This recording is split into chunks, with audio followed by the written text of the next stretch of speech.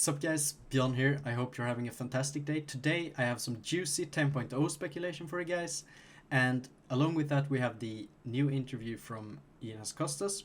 We're gonna take a look at this. We're not gonna read the whole thing, we're just taking a look at the gameplay parts, guys, so don't worry. If you wanna read the whole thing, however, I have linked it in the description. Also in the description you'll find a subscribe button, which I would highly recommend you check out if you want to see more content from me. You can also obviously consider liking the video.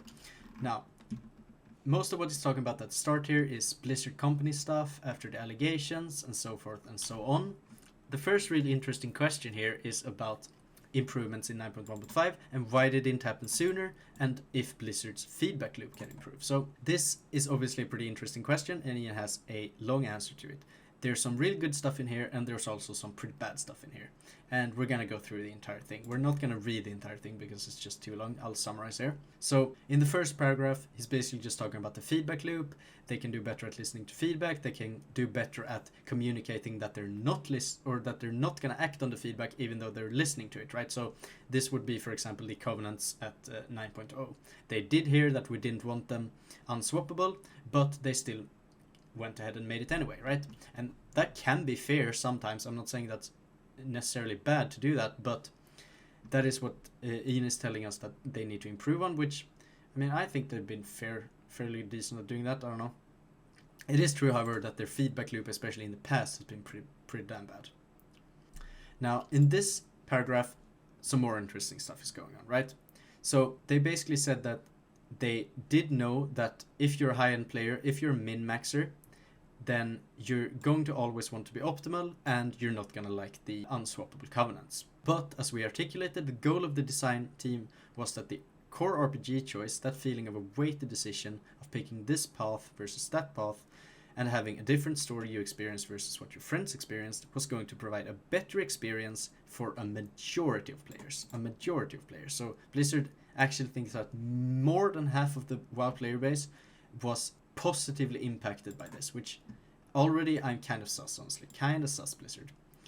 And over time, what we continued to hear was, even those who initially appreciated that choice, the diversity, months into the game, once they played through those stories, particularly on alts, they just wanted ease of change. And that is what led us to 9.1.5. I mean, I'm sure that's true to some point. I'm just a little bit suspect of this majority of players here. And if Blizzard is truthful here, if they have data that actually more than half of the players did think that this was a positive experience, which I'm pretty confused on how you even gather that data in the first place, right? There's no way there's going to be feedback from that amount of players. Maybe they're doing sampling, or maybe they're just essentially looking at the covenant data and seeing how many players chose their optimal covenant compared to how many players chose their suboptimal covenants. I don't really know how they decide this. Now, to be clear, Ian is not here claiming that the majority of players were actually positively impacted. He's just saying that the goal of the design of the team was to provide a better experience for the majority of players. So that tells me as well that Blizzard probably has some data of a pretty large casual player base, which maybe doesn't go to YouTube, doesn't go to Twitter, doesn't go to Reddit, and is not really in tune with this whole loop of hating on WoW, right? So this basically tells me that there is such a player base, and I knew there was, but I just didn't know that it was a majority, which I'm still not quite believing in, honestly. Now, if we assume that the majority of players were actually in this place where they did want the covenant change, there is maybe a ton of casual players who just wanted a weighted decision, then I think we also have to challenge if they were actually that impacted by this weighted decision, right? Was it such a big boost? Was it such a positive thing that this weighted decision even existed? Or would this majority of casual players would have been just as fine with just choosing a covenant to begin with, and then once they were bored of that covenant, maybe they could just swap to another one, right? I don't think that would have taken away a whole lot. Now, obviously, I can't speak for players here. Every player is going to have their own opinion. But something that I can say is that, personally, from most of my friends who play the game casually, they wouldn't even know that the covenants were unswappable if Blizzard hadn't put a big warning in there, and they wouldn't even care either. But we can also actually assume that there was a majority of players and the majority of players was actually positively impacted by the feeling of a weighted decision. Now, even then, even in that best case scenario, I still think that this was a horrible, horrible choice by Blizzard, because it damages the game in so many ways. I personally think that if you don't cater to the very top end of your game, I think it's going to have very, very negative impacts long term for the game. It's going to push negativity towards the game forward. It's also going to create a community perception that is pretty negative, right? And this is for a couple of reasons. First of all, most content creators, most personalities, and most good players are obviously going to be in the top end to begin with, right? Because if you've put in that amount of time into the game, if you know that much stuff about the game, then you're much more likely to become a successful content creator. And I think a very, very, very, very telling clue to this is to just look at the biggest creators, right? Who are the biggest creators? Well, Limit Maximum is, for example, fucking huge. Now, what does Limit Maximum do? He streams, he talks about the game, and he basically does some educational content as well, some fun content, but he definitely does not represent the casual players, right? He does represent the very top end, and people who are there because they want to listen to his opinion, because he's a good player and he knows a lot of stuff about the game. So even there we can see that the most popular creators are usually the ones at the very top end, not the ones who are casuals and creating amazing content. Now, there are obviously other creators that are casuals and creating amazing content. For example, Talias and Nevitel, very, very good channel. So, if those people at the top end, if those creators do not like the game, well, they will obviously start talking, right? And if a lot of people are listening to those guys, even if they're not currently playing the game the same way as those guys are, they're still going to be impacted by their feelings. So if Limit Maximum says that the game is bad, then all people who watch him is going to hear that, no matter if they are currently playing normal raid or if they are clearing Mythic World first, it doesn't matter. The same feeling is still there that the game is shit, because Max might be talking about one thing that he doesn't like from his top end perspective, and then when that trickles down, those players who are now pissed because of his opinion aren't necessarily pissed because of the same reason, right? They are just angry because they don't like the game, they think the game is bad for whatever other reasons, but they still feel vindicated and justified in that feeling because some other player is saying that the game is bad, right? Now imagine if WoW catered very, very heavily to their top end, right? Sure, they might lose some casual players, they might have some people really angry because of them catering to the top end or whatever, but in the long term, people who watch those top end creators saying that the game is amazing, the game is great, the game is this good, the game has this, the game is now this, the game is that great, that is going to create in and of itself so much hype that partly a lot of more players are going to want to do that high end stuff, right? Because you currently, with how poorly the game caters to the high end community, there's no real incentive to even try to get good at WoW, right? Because it just becomes more and more grueling the higher you go, right? It becomes worse and worse, the amount of effort you have to put in. Sure, it also becomes more fun in terms of the content, but at some point you just reach such an immense amount of effort required that it just no longer is even worth it. Compare that to League, where sure, you have to get better to climb solo queue, obviously, and the load on you as a player in terms of skill is obviously gonna greatly change throughout the ranks, but the work you have to do to complete a ranked game in Challenger is the exact same as in Bronze, right? You just press play and you go through the game. Nothing else to it. No grinding. Sure, you do need to get all the champs and stuff like that, but that's not really in any way comparable to the amount of grinding you have to do in WoW. And now, I'm not saying that WoW is an MMO. I'm not saying that WoW shouldn't have grinding. I personally do really enjoy the grinding in World of Warcraft, and I think it needs to be there for the game to function. I'm just saying that it's so incredibly overdone. It's incredibly overdone. Now people are so anxious of making alts or having alts because of the immense workload that it takes to keep them up, that why even bother, right? I bet there's a ton of casual players who would love to have alts, but they just have one main character because that's all they can possibly keep up with. And sure, they might swap characters at some point, but keeping up with 3 characters at once is such an immense workload currently. And that has to change, right? In this day and age, with gaming being this evolved, I think that is just so fucking outdated. If you want to play every single champion league, you're gonna have to grind a fuck ton, right? Or buy it with money. But if you just want to try out whatever league champ you want on your next game, you're most likely going to have the currency to buy it. You're most likely just going to be able to try it out freely without any restrictions whatsoever, right? And WoW, remember, has a ton of restrictions. It's not only gear and the systems. It's first of all, you need to get the character to max level. And sure, you could buy a boost, but that's really fucking expensive, so you're probably not going to do that. That's already a big time sink. Then, once you're at level 60, you're going to have to get the gear, grind out all of the systems, and it's not as though getting the gear is just a grind, right, that you have to do once. You have to get gear to do content, to get more gear, to do more content, to do more gear, to get more content, to get more gear, until you are at 252, or whatever the biz is, right? And that just means that you have to go through the same exact workflow that you did on your main, even though you already done it once.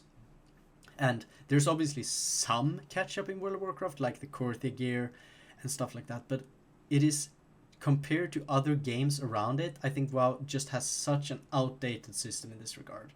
I think it needs to change very, very, very drastically if the game is gonna survive another couple of years here. And thankfully, this is also what Ian says in the paragraph here.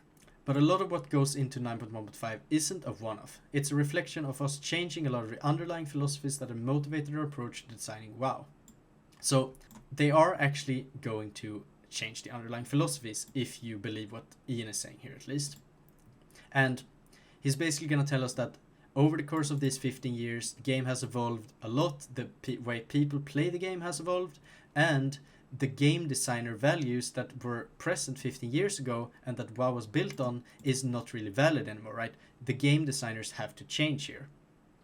And he says there's some stubbornness clinging to those old lessons, but that it needs to be let go, right? So this is a good sign, and I can totally see this being a fair excuse as well, because while as we might be playing a ton of different games, we have a lot of time to invest into this stuff. I bet most of the actual WoW development team is not really in their 20s or even in their teens, right? Obviously, a lot of the WoW development team is probably in their 30s and 40s. I'm not sure exactly how the middle age of the WoW development team is distributed or whatever, but I can guess that it's probably a lot higher than the average age of the WoW player base, right? And even then, I think the average age of the WoW player base is probably a lot higher than the average age of most other games. So there's definitely some form of generation shift between the WoW development team and the WoW player base, I think.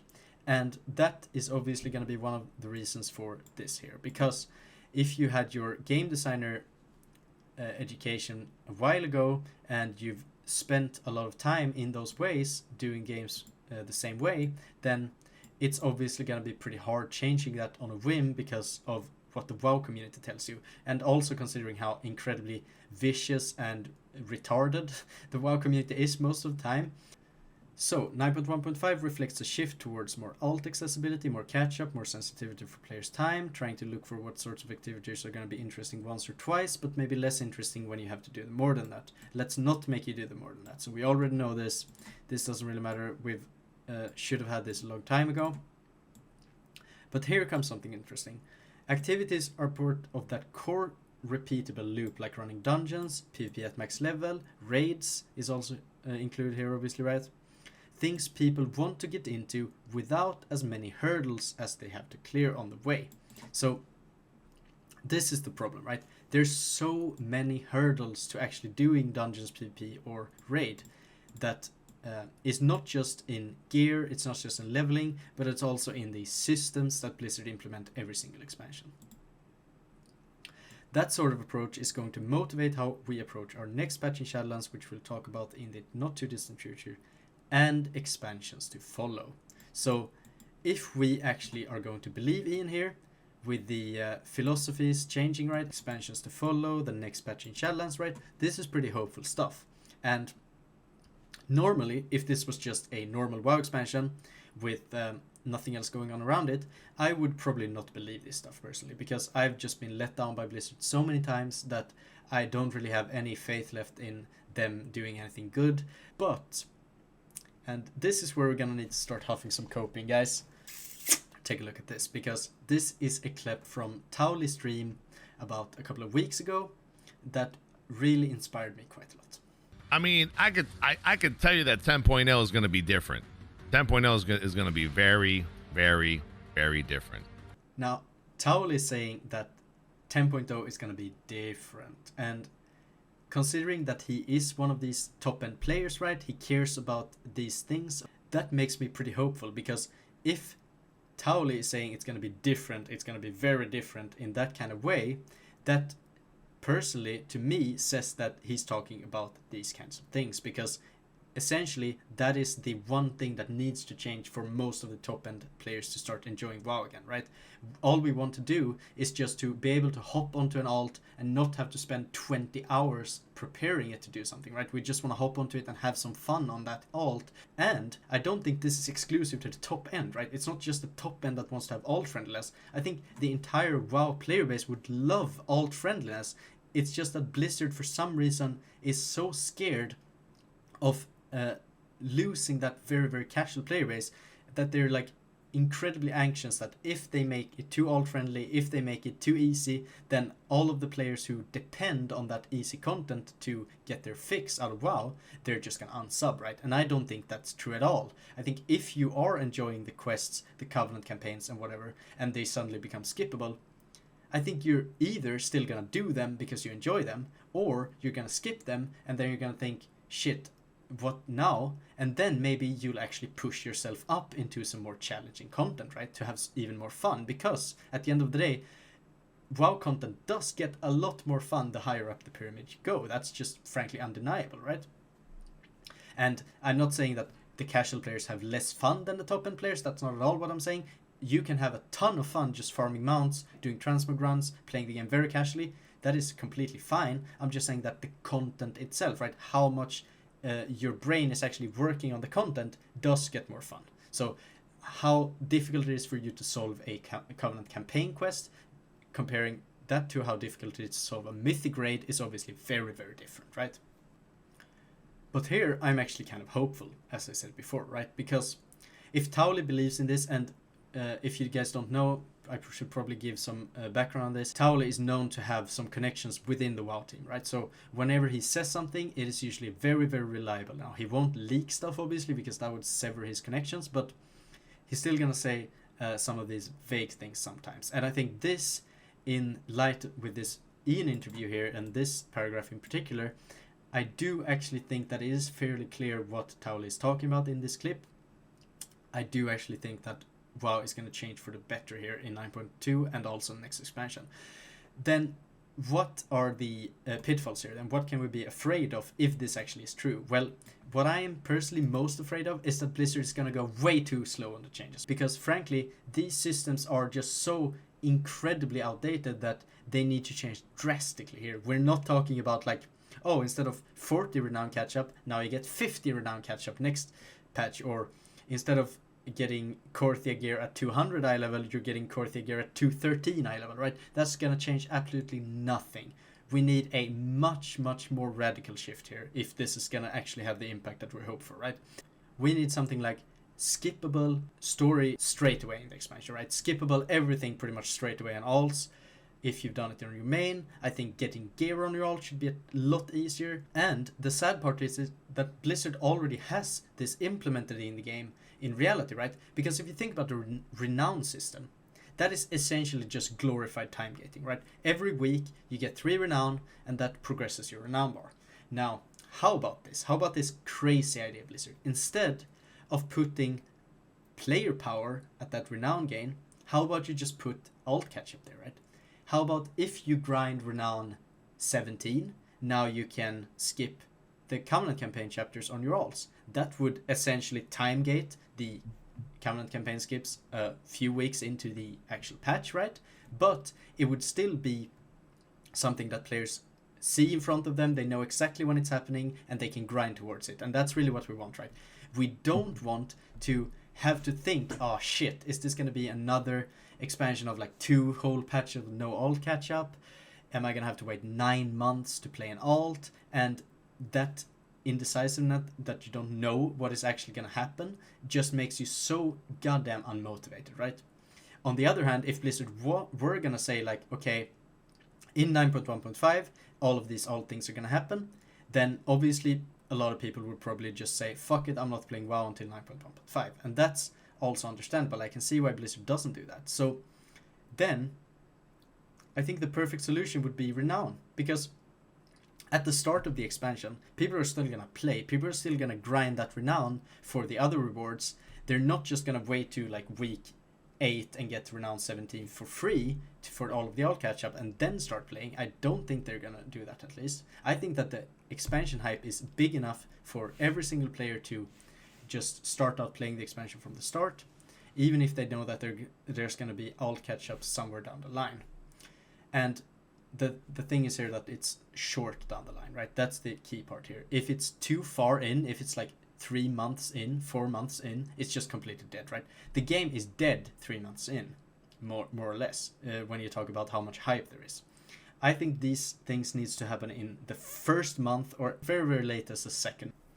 So if I was designing 9.2 right now, I would just put out all of the skips, all of the gear things, all of the Torghast things in the Renown tree, right? So if you have done a 262 Legion on your main, then maybe 3 weeks in, it's now very easy to get it on your alt. You can just insta-grind it on your alt, and that's done, right?